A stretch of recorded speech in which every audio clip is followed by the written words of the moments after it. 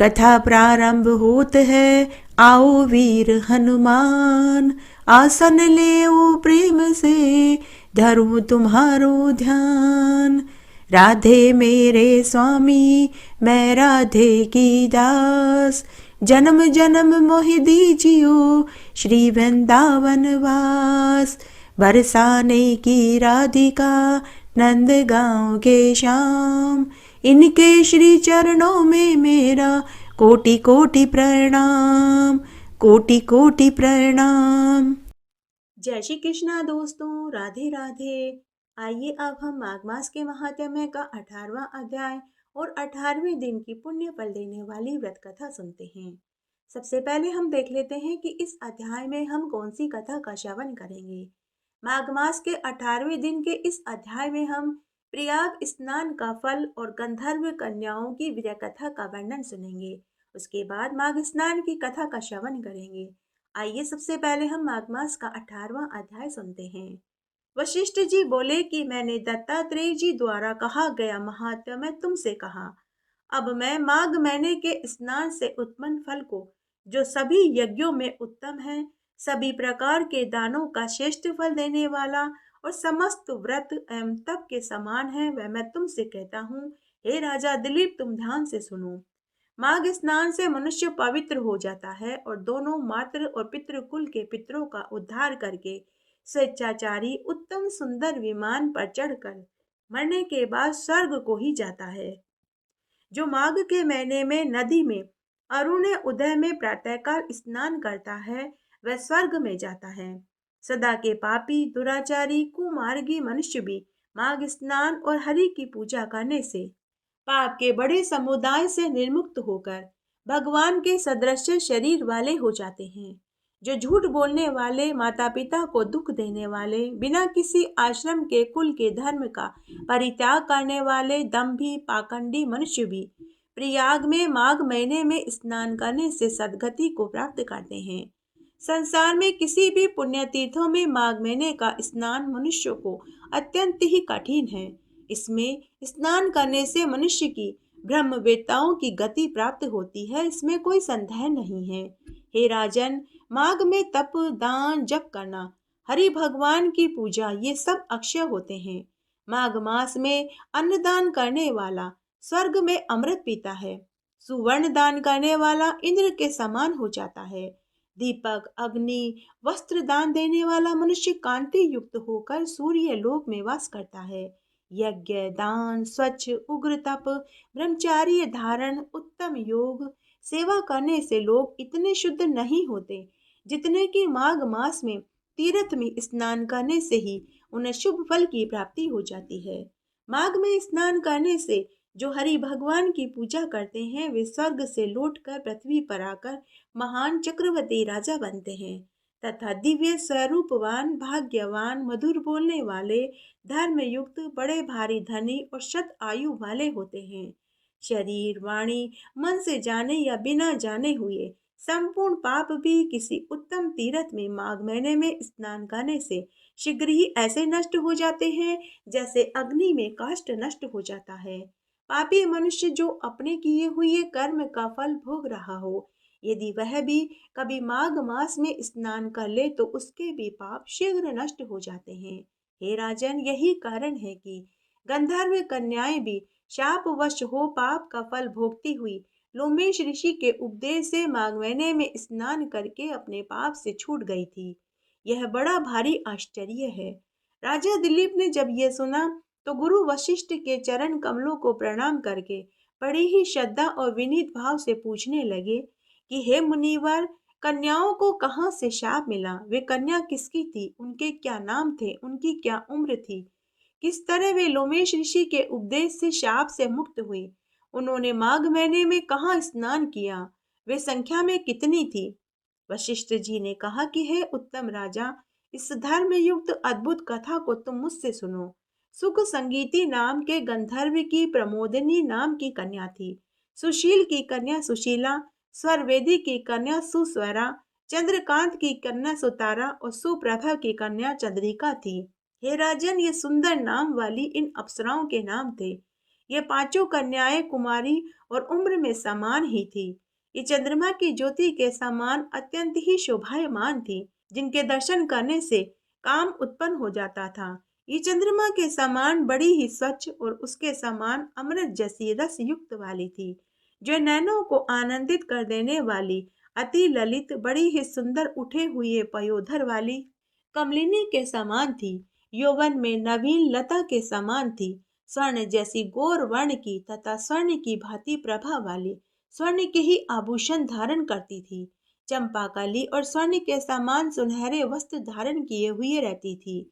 स्वर भंगी हाव भाव से मूर्छना, तान गान, विनोद, बांसुरी तथा बीन बजाने में, मृदंग नाद और नृत्य इत्यादि कलाओं में वे निपुण थी। अपनी सुंदर क्रीड़ा से मोहित करती हुई माता पिता की लाडली ये कन्याएं कुबेर के वन में विचरण करती थी।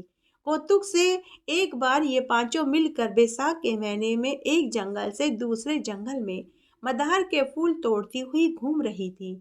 एक दिन गौरी की पूजा के लिए सुंदर जल वाले सरोवर पर गई। वहां सुंदर कमलों को देखकर उनमें से कुछ उत्तम कमलों को तोड़ा और फिर उज्जवल स्फटिक युक्त सरोवर में स्नान कर, वस्त्र पहन, मौन धारण किए हुए उस स्थान की सुनहरी बालू से उमा की मूर्ति बनाई। चंदन, कपूर, कुमकुम, सुंदर कमलों से उमा की मूर्ति का भक्ति भाव से पूजन करके ये कन्याएं ताल देकर सुंदर सुंदर नृत्य करती हुई गाने लगी। जब ये कन्याएं अपने गांधार रसीले उच्च स्वर से रस बरसाती हुई गा रही थी और आनंदित होकर नाचने में तल्लीन थी कि तभी उसी समय उत्तम तीरथ अछोद में वेदनिधि मुनि के पुत्र अग्निप ऋषि स्नान करने के लिए आए। उनके शरीर से रूप सौंदर्य चू रहा था। सुंदर मुख, कमल जैसे नेत्र, विशाल छाती, सुंदर लंबी भुजाएं, श्याम वर्ण, सिर पर सुंदर शिखा सहित वह ब्रह्मचारी दंड रूपी धनुष लिए हुए दूसरे कामदेव के समान शोभायमान दिखाई दे रहा था। मृगचम ओढ़े, सुंदर यज्ञोपवीत, कमर में स्वर्ण की सी मूंज की करधनी पहने उस ब्राह्मण को वहां सरोवर के तट पर आते हुए देखकर वे कन्याएं उस पर मंत्र मुग्ध हो गई और आपस में कहने लगी कि यह हमारे नेत्रों का कौन अतिथि है। नृत्य और गान को बीच में ही त्याग कर वे सब उसको देखकर काम से वशीभूत हो गई। ये पांचों मोहित कन्या आपस में कहने लगी कि देखो देखो, ऐसा कहकर उस उत्तम ब्राह्मण युवा के चित्त में काम क्रीड़ा उत्पन्न करने लगी और मन में विचार करने लगी कि यह कोई कामदेव है या अश्वनी कुमार या कोई गंधर्व किन्नर सिद्ध है या कोई ऋषि पुत्र है या कोई श्रेष्ठ मनुष्य है। ये चाहे जो कोई भी हो, ब्रह्मा ने इसे हम लोगों के लिए ही बनाया है। गौरी ने हम कुमारियों के लिए ये श्रेष्ठ वर भेजा है। हे नृपवर, जिस समय ये पांचों कन्या आपस में एक दूसरे से ऐसा कहते हुए पुनः कहने लगी, ये तुमने वरा, ये मैंने वरा, जैसे तुमने वरा वैसे हमने वरा, हम तुम सब ने वरण कर लिया। इस प्रकार कन्याओं के वचन सुनकर दोपहर की क्रिया से निवृत्त हो उस ब्रह्मचारी ने मन में सोचा कि आज यहाँ तो बड़ी बाधा उपस्थित हो गई है। ब्रह्मा, विष्णु, शिव आदि देवता और बड़े बड़े सिद्ध मुनि तथा योग बल वाले ऋषि लोग भी स्त्रियों की लावण्यता पर मोहित हुए बिना नहीं रह पाए। यह बड़ा भारी आश्चर्य है। स्त्रियों ने नेत्र रूपी तीक्ष्ण बाणों ने हाय किसका मन रूपी हरण करके नहीं भेदा। जब तक नीति एवं बुद्धि दृढ़ है, पाप आदि से भय तथा दृढ़ चित्त है, कुल की मर्यादा और तप की गंभीरता रहती है, तब तक ही मनुष्य यम नियम का पालन करते हैं। जब तक कि स्त्रियों के नेत्र रूपी बाणों से कामी मनुष्य शीघ्र भेदा नहीं जाता, विलासी मनुष्य के मन को स्त्रियां अपनी सुंदर लीला एवं सौंदर्य से मोहित कर लेती है, परंतु ये तो मुझे भी मोहित कर लेगी। तब भला किन गुणों से मेरे धर्म की रक्षा हो पाएगी। स्त्रियों के मांस, रक्त, वीर्य, मलमूत्र से बने इस घिनौने शरीर से कामी लोग सुंदरता की कल्पना करके मूढ़ चित्त वाले रमण करे तो श्रेष्ठ है। महात्माओं का कहना है कि स्त्रियों के पास रहना कष्टकारक है, अतः जब तक ये मेरे पास नहीं आती मैं घर चला जाता हूँ।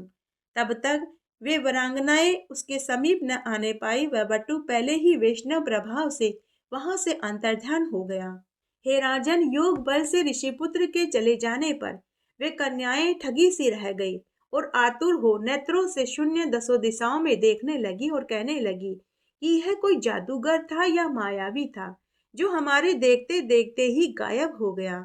तब वे सब हृदय की विरह अग्नि से प्राप्त होकर कहने लगी कि हे कांत, जादू की माया छोड़कर हमें अपना दर्शन दो। हाय, क्या ब्रह्मा ने हम लोगों को बड़ा कष्ट देने के लिए तुम्हारी रचना करी थी? क्या तुम दया रहित हो जो हम पर तुम्हारी रुचि नहीं है? क्या तुम धूर्त हो या हमारे मन को चुराते हो? क्या तुम हम पर विश्वास नहीं करते या तुम हमारी परीक्षा ले रहे हो? क्या तुम कलाओं में होशियार हो या माया में चतुर हो? क्या किसी के चित्त में घुसकर उसमें से निकलना नहीं जानते? हम निरपराधियों पर क्रोध क्यों करते हो? क्या दूसरों को धोखा देने से और उसके हृदय को दुख देने से तुम्हें खुशी मिलती है? हे हृदयेश्वर, तुम्हारे दर्शन के बिना हम जीवित नहीं रह पाएंगे। हम तुम्हारे दर्शन की आशा में ही यहाँ आए हैं। आप जहाँ पर भी हो, अपने पास दया करके हमको भी शीघ्र ले चलो और अपने दर्शन देकर हमारे वियोग रूपी संताप को शीघ्र ही हर लो, क्योंकि सज्जन लोग किसी वियोगी के विनाश को नहीं देखते। आइए इस अध्याय में हम नंद भ्रद और बालक का संवाद अर्थात बालक आदित्य की स्थापना और नंद भ्रद की मुक्ति की कथा का श्रवण करेंगे। परम बुद्धिमान नंद भ्रद बहुदक कुंड के तट पर वर्तमान कपिलेश्वर लिंग की पूजा करके प्रणाम पूर्वक हाथ जोड़कर भगवान के आगे खड़े थे। संसार के चरित्रों से उनके मन में कुछ दुख हो गया था, इसलिए उन्होंने दुखी होकर यह गाथा गाई थी। यदि इस संसार की सृष्टि करने वाले भगवान सदाशिव को मैं देख पाऊं तो अनेक प्रश्नों के साथ उनसे तुरंत यह प्रश्न करूंगा कि हे ईश्वर, क्या आपके उत्पन्न किए बिना ही यह अनेकों रूपों में उपलब्ध होने वाला निरी संसार भरता चला जा रहा है? आप चेतन हैं, शुद्ध हैं और राग आदि द्वेषों से रहित है, तो भी आपने जो अखिल विश्व की सृष्टि करी है उसे अपने समान ही चेतन, विशुद्ध एवं राग आदि दोषों से रहित क्यों नहीं बनाया? इस प्रकार विचार करते हुए नंद भ्रद वहीं खड़े रहे। तत्पश्चात उसके चौथे दिन एक 7 साल का बालक पीड़ा से पीड़ित होकर बहुदक के सुंदर तट पर आया। वह बड़ा ही दुर्बल और कुष्ठ रोगी था। उसे पग पग पर पीड़ा के मारे बेहोशी आ रही थी। उस बालक ने बड़े क्लेश से अपने आप को संभाल कर नंद भ्रद से कहा, अहो, आपके तो सभी अंग सुंदर और स्वस्थ हैं, फिर भी आप दुखी हैं। तब नंद भ्रद ने उस बालक को अपने दुख का सारा कारण कह सुनाया।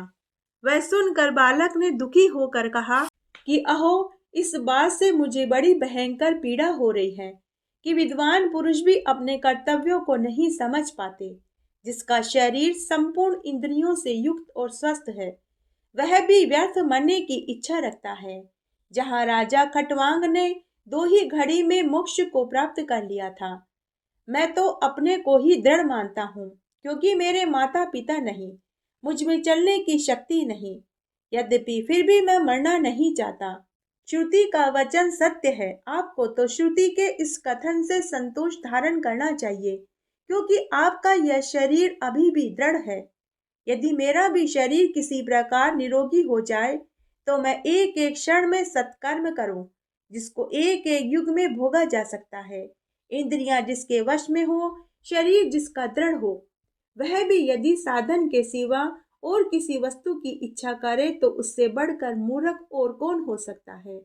मूर्ख मनुष्य को ही प्रतिदिन शोक के सहस्त्रों और हर्ष के सैकड़ों स्थान प्राप्त होते हैं, विद्वान पुरुष को नहीं होते।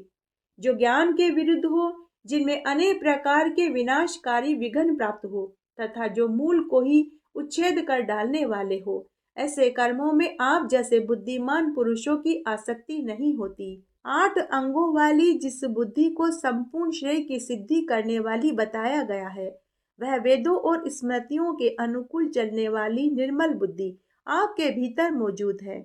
इसलिए आप जैसे लोग दुर्गम संकटों में और स्वजनों की विपत्तियों में भी शारीरिक और मानसिक दुखों से दुखी नहीं होते। जैसे जल से आग को बुझाया जाता है, उसी प्रकार ज्ञान से मानसिक दुख को शांत करें। मानसिक दुख के शांत होने पर मनुष्य का शारीरिक दुख भी शांत हो जाता है।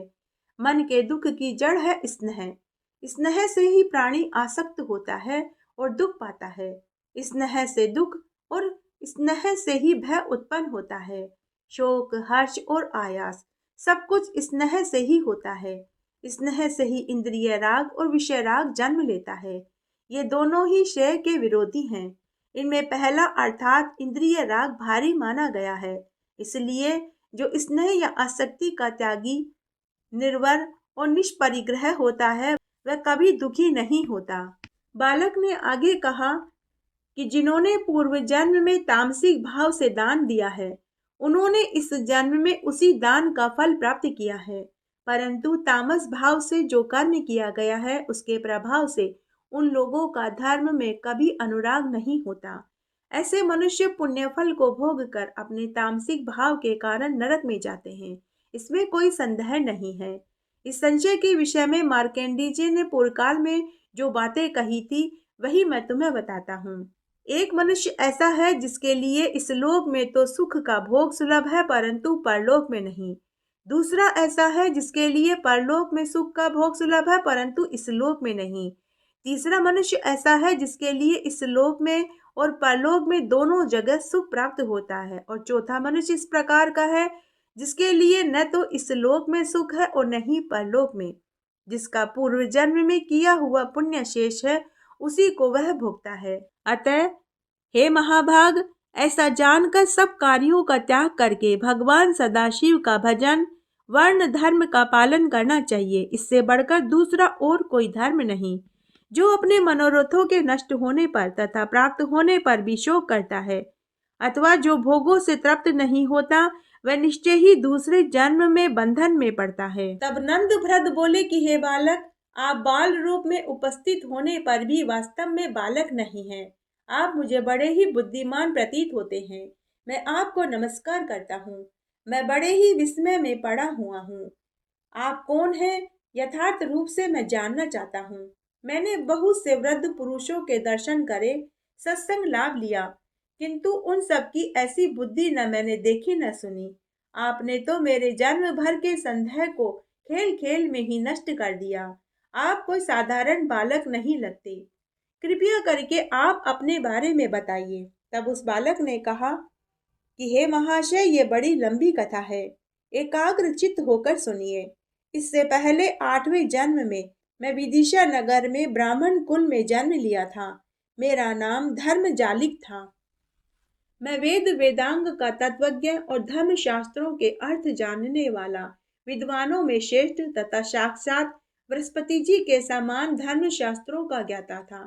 लोगों के लिए तो मैं अनेक प्रकार के धर्मों का विस्तार पूर्वक वर्णन करता था, परंतु स्वयं अत्यंत ही दुराचारी तथा पापियों में सबसे बड़ा पापी था। मांस खाना, मदिरा पीना, पराई स्त्रियों के साथ रमण करना, झूठ बोलना, पाखंडी, दुष्ट, लोभी, दुरात्मा, इन सभी विशेषणों से मैं विभूषित था। कभी और कहीं भी कोई सत्कर्म नहीं किया। जाली पुरुषों की भांति लोगों को केवल जाल सिखाता था। इस प्रकार मैंने बहुत से पाप बटोरे। फिर अंतकाल आने पर मृत्यु के पश्चात मैं यमलोक में गया। वहां मुझे कुटशालमली नामक नरक में गिराया गया। पुनः यमदूत मुझे अनेक कुकृत्यों का स्मरण दिलाते हुए इधर उधर घसीटते रहते थे। मैं कभी तलवारों से काटा गया, कभी कुत्तों से नुचवाया गया। इस दशा में वहां प्रतिक्षण जीता और मरता रहा। बार बार मैं मूर्छित होता रहा। उस समय अनेक प्रकार से अपनी निंदा करता हुआ मैं बहुत वर्षों तक वहां रहा। धर्मराज के दूतों द्वारा पीड़ित होने पर नरक में जैसी बुद्धि होती है, वही यदि यहाँ 2 घड़ी भी रह जाए तो मनुष्य धन्य धन्य हो जाए। अत्यंत यातना भोगने के पश्चात यमदूतों ने मुझे किसी प्रकार छोड़ा। फिर स्थावर योनि में जाकर अनेक प्रकार के क्लेशों का उपभोग करके मैं सरस्वती नदी के सुंदर तट पर एक कीड़ा बना। कीड़े की योनि में रहते समय एक दिन मैं मार्ग में सुखपूर्वक सो रहा था। इतने में ही वहां अकस्मात आते हुए रथ की घरघराहट मुझे बड़ी जोरों से सुनाई पड़ी। उस आवाज को सुनकर मैं डर गया, सहसा मार्ग छोड़कर बड़े वेग से दूर भागने लगा। उसी समय इच्छा अनुसार घूमते हुए वेद व्यास जी भगवान उधर से निकले। मुनिवर वेद व्यास जी ने वहां उस अवस्था में मुझे पड़े हुए देखा। ब्राह्मण जन्म में मैंने सब लोगों को जो अनेक प्रकार के धर्मों का उपदेश दिया करते थे, उसी के प्रभाव से उस कीट जन्म में मुझे व्यास जी का संग प्राप्त हुआ। वे सब जीवों की भाषा जानते थे। उन्होंने कीड़े की भाषा में मुझसे कहा कि हे कीट, क्यों इस प्रकार भागे जा रहे हो? किस लिए मृत्यु से इतना डरते हो? अहो, मनुष्य को यदि मृत्यु से भय हो तो उचित लगता है, परंतु तुम तो कीट हो। तुझे इस शरीर से छूटने का इतना भय क्यों हो रहा है? व्यास जी के ऐसा कहने पर पूर्व पुण्य के प्रभाव से मुझे सद्बुद्धि प्राप्त हुई। तब मैंने उन्हें इस प्रकार उत्तर दिया, विश्व वंद्य मुनीश्वर, मुझे इस मृत्यु से किसी प्रकार का भय नहीं। मेरे मन में यही भय है कि मैं इससे भी नीच योनि में न चला जाऊं। इस कुत्सित कीट योनि से भी अधम दूसरी करोड़ों योनियां हैं। उनमें गर्भ आदि धारण के क्लेश से मुझे डर लगता है। इसी कारण से मैं भयभीत हो रहा हूँ। तब व्यास जी ने मुझसे कहा कि हे कीट, तू भय मत कर। जब तक तुझे ब्राह्मण शरीर में मैं न पहुंचा दूंगा, तब तक सभी योनियों से शीघ्र ही छुटकारा दिलाता रहूंगा। व्यास जी के ऐसा कहने पर उन जगत गुरु को प्रणाम करके मैं पुनः मार्ग में लौट आया और रथ के पहिए से दबकर मृत्यु को प्राप्त हो गया। तत्पश्चात कौवा, सियार आदि योनियों में जब जब मैं उत्पन्न हुआ, तब तब व्यास जी ने आकर मुझे पूर्व जन्म का स्मरण करा दिया। तदनंतर बहुत सी योनियों में भ्रमण करके अत्यंत क्लेश भोगता हुआ मैं अंत में ब्राह्मण के घर में आकर इस मानव योनि में जन्म लिया हूँ। इसमें जन्म लेकर भी मैं अत्यंत दुखी हूँ। जन्म से ही माता पिता ने मुझे अकेला छोड़ दिया। मेरे शरीर में गलित कोढ़ रोग हो गया। इसके कारण मैं बड़ी भारी पीड़ा का अनुभव करता हूँ। जब मैं 5 साल का था, तभी व्यास जी ने आकर मेरे कान में सारस्वत मंत्र का उपदेश दिया। उसके प्रभाव से मुझे बिना पढ़े ही वेदों शास्त्रों का संपूर्ण ज्ञान प्राप्त हो गया। फिर व्यास जी ने ही मुझे आज्ञा दी कि तुम भगवान कार्तिकेय के क्षेत्र में जाओ, वहां महामती नंदभ्रद को आश्वासन दो। इसके बाद बहुदक तीर्थ में प्राण त्याग करके महिसागर संगम के जल में अपनी हड्डियां डलवा दो। उसके बाद तुम भावी जन्म में मैत्रेय नाम के श्रेष्ठ मुनि के पद को प्राप्त करोगे। मुनि होने के पश्चात तुम्हें मोक्ष प्राप्त हो जाएगा।